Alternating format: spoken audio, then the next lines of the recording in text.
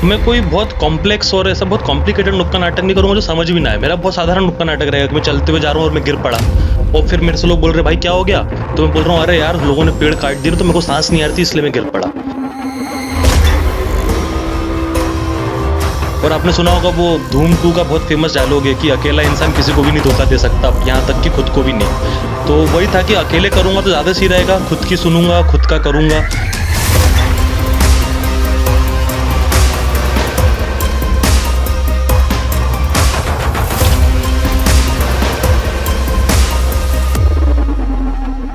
कहते हैं कलाकार की कोई परिभाषा नहीं होती, लेकिन आज हमारे साथ एक ऐसे कलाकार हैं जिन्होंने अपने अभिनय के दम पे ऐसी ऊंचाइयां हासिल की हैं कि उन्होंने कलाकार की परिभाषा ही नई स्थापित कर दी। आज हमारे साथ है विपुल सिंह, जिन्होंने 1000 से ज़्यादा नुक्कड़ नाटक अकेले किए हैं और साथ ही भारत की पदयात्रा करने का कीर्तिमान भी इन्हें हासिल है। आपका बहुत बहुत स्वागत है नमस्कार भारत में। मैं हूं आपके साथ निक्षय दीवान और आज हमारे साथ बात करने के लिए मौजूद हैं विपुल सिंह जी। विपुल सिंह जी, आपका बहुत बहुत स्वागत है नमस्कार भारत में।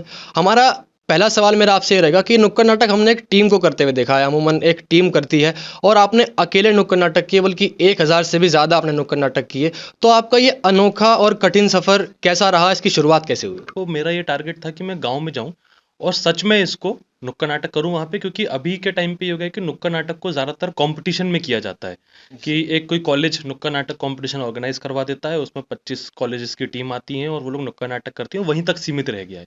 उस टाइम पे जब मैं पहले की बात बता रहा हूँ, जब मैंने शुरू करा इसको 2011-12 में नुक्कड़ नाटक करना, तो कोई भी आपको टीम में ऐसे लोग मिलेंगे नहीं जो आपके साथ अलग अलग जगह जाएं। अब अलग अलग जगह अगर आपके साथ 10 से 12 लोग जाएंगे तो उनका खर्चा, उनके रुकने का खर्चा, उनके ट्रैवल का खर्चा, और कोई भी आपको मिलेगा नहीं जो जिसके पेरेंट्स जल्दी अलाउ कर दे कि हाँ भाई तुम घूमते हो भारत में कर सकते हो। तो एक तो ये भी बहुत बड़ा कारण था कि जिसके कारण मुझे अकेले मैंने नुक्कड़ नाटक करना शुरू करा। दूसरा ये कि कोई भी मेरे साथ जुड़ेगा अगर, तो ज़रूरी नहीं है कि वो लाइफ लॉन्ग मेरे साथ जुड़ जाए, जीवन पर्यंत। वो हमेशा क्या पता 2 महीने के लिए जुड़े, 3 महीने के लिए जुड़े। तो मेरा ये टारगेट था कि जब मुझे इसको एक टाइम पे बार-बार लोग अलग होते रहेंगे, इससे अच्छा मैं क्या करूँ, इसको अकेले ही करना शुरू करूँ। तो आपको किसी के ऊपर, और आपने सुना होगा वो धूम 2 का बहुत फेमस डायलॉग है कि अकेला इंसान किसी को भी नहीं धोखा दे सकता, यहाँ तक कि खुद को भी नहीं। तो वही था कि अकेले करूँगा तो ज़्यादा सही रहेगा, खुद की सुनूँगा, खुद का करूँगा, किसी के ऊपर कुछ बोलूँगा नहीं, किसी को ना किसी की सुननी होगी। तो अकेले करने लग गया इसलिए मैं कि हाँ यार, कोई ज़िम्मेदारी नहीं रहेगी ज़्यादा किसी की, क्योंकि अगर आपके साथ 4-5 लोग हैं तो आपके ऊपर उनकी भी ज़िम्मेदारी होती है, उनकी सेफ्टी की, उनके खाने की, उनके रहने की। तो ये बहुत सारी चीज़ों को मिला के ये सोचा गया कि इसको मैं अकेले नुक्कड़ नाटक करता हूँ, जो कि ज़्यादा अच्छा रहेगा, और फिर उसी को मैंने फॉलो किया। तो जैसा कि आपने कहा कि अपने भारत के विभिन्न क्षेत्रों में आपने नुक्कड़ नाटक किया, तो वहाँ पर मतलब जैसे कि नुक्कड़ नाटक आप खुद भी कह रहे हैं कि कंपटीशन ही करवाते हैं बाहर, लोगों को इतना मुझे लगता है कि पता भी नहीं है नुक्कड़ नाटक के बारे में। तो लोगों की प्रतिक्रिया क्या रही जब आप अकेले नुक्कड़ नाटक आपने किए? देखिए, नुक्कड़ नाटककार में लोगों को पता तो है, क्योंकि आज के टाइम पे अभी तो कंपटीशन होते ही हैं, पर सच में भी कुछ लोग, बहुत ज़्यादा ऐसे लोग हैं जो अवेयरनेस के लिए, जागरूकता के लिए इसको करते हुए आ रहे हैं। जैसे आप अगर देखेंगे तो आपको कहीं-कहीं पे तो आपको 40, 50, 60 साल के भी लोग मिलेंगे जो नुक्कड़ नाटक कर रहे हैं। वो एक उनका रोज़गार का ज़रिया भी है, या वो जागरूकता फैलाना चाहते हैं सच में, इसलिए भी कर रहे हैं। जो मेरे नुक्कड़ नाटक होते हैं वो बहुत सिंपल होते हैं, बहुत साधारण होते हैं कि वो एक गाँव का इंसान भी समझ सके, एक शहर का इंसान भी समझ सके। अब जैसे अगर मैं किसी गाँव में गया हूँ, मेरे को वहाँ पे करना है कि भाई पेड़ नहीं काटने चाहिए। तो मैं कोई बहुत कॉम्प्लेक्स और ऐसा बहुत कॉम्प्लिकेटेड नुक्कड़ नाटक नहीं करूँगा जो समझ भी ना आए। मेरा बहुत साधारण नुक्कड़ नाटक रहेगा कि मैं चलते हुए जा रहा हूँ और मैं गिर पड़ा और फिर मेरे से लोग बोल रहे भाई क्या हो गया? तो मैं बोल रहा हूँ अरे यार लोगों ने पेड़ काट दिए तो मेरे को सांस नहीं आ रही थी इसलिए मैं गिर पड़ा। तो ये सब एक तरीके से लोग बोलते थे कि यार तुम अकेले कैसे कर लेते हो, लेकिन और ये भी है कि मैं इसको अकेले करना, बहुत कम लोग हैं जो, मतलब मुश्किल से गिने चुने लोग हैं जिनको आप हाथ पे गिन सकते हैं कि जो अकेले करते हैं। तो प्रतिक्रिया तो रहती है, बट धीरे धीरे लोगों ने पहचाना इस चीज़ को और अब उन लोग के लिए नॉर्मल हो चुका है और अब इस चीज़ को अप्रिशिएट करते हैं। तो वो अच्छी चीज़ है वो। अब भी मतलब आप नुक्कड़ नाटक, जैसे अभी आपने बताया कि अभी आप कम कर रहे हैं, अब अभी बंद कर रखा है, तो अब जो भविष्य में हमें आपके नुक्कड़ नाटक देखने मिलेंगे वो भी आप अकेले करेंगे या उसमें अब टीम आप शामिल करने की सोच रहे हैं? नुक्कड़ नाटक मेरे भाई बंद नहीं किया है, कम कर दिया है ना बंद नहीं किया है, गलत संदेश नहीं पहुंचना चाहिए। डेफिनेटली मिलेंगे देखने को आपको, और मैं अभी भी कोशिश करता हूँ। तो मेरा जो नुक्कड़ नाटक अगर मैं पर्सनली करूँगा तो उसका कभी भी ये उद्देश्य नहीं होता कि, मैं फिर से वही बोलूँगा कि ये उद्देश्य नहीं होता कि इसको, ये नुक्कड़ नाटक बहुत ज़्यादा पहुँच जाए लोगों तक।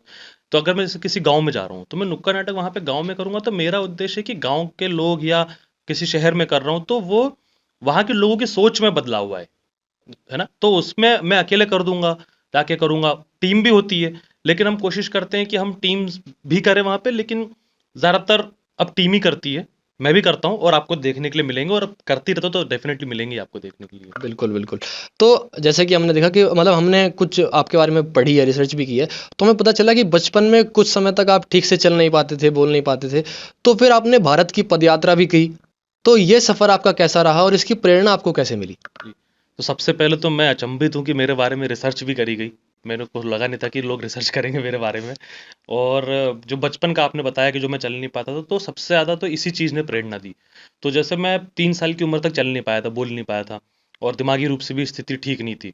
तो उसके बाद मैंने स्कूल टाइम से ही फुटबॉल खेलना शुरू करा, और काफ़ी अच्छा मैं स्कूल की टीम में था, कॉलेज की टीम में था, और काफ़ी अच्छे स्तर तक मैंने फुटबॉल खेला उसमें।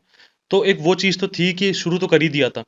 दूसरा ये था कि मैं अगर आपको दिल से बताऊं, तो मेरा ये था, मैं ये काफ़ी जगह एक आध जगह बता भी चुका हूँ, कि मैं ये चाहता था कि जो मेरी मम्मी लोगों को ये कहानी बताती हैं कि विपुल 3 साल चल नहीं पाया, तो मैं ये चाहता था कि उसके बाद ना एक लाइन और जुड़ जाए आगे, कि विपुल 3 साल चल नहीं पाया, फिर वो भोपाल से जम्मू पैदल चलते हुए गया। अच्छा, हमने सुना है कि आपने एक बार कहा था कि मेरी मंजिल दूर है, मेरा सफ़र अभी ख़त्म नहीं हुआ है। जी।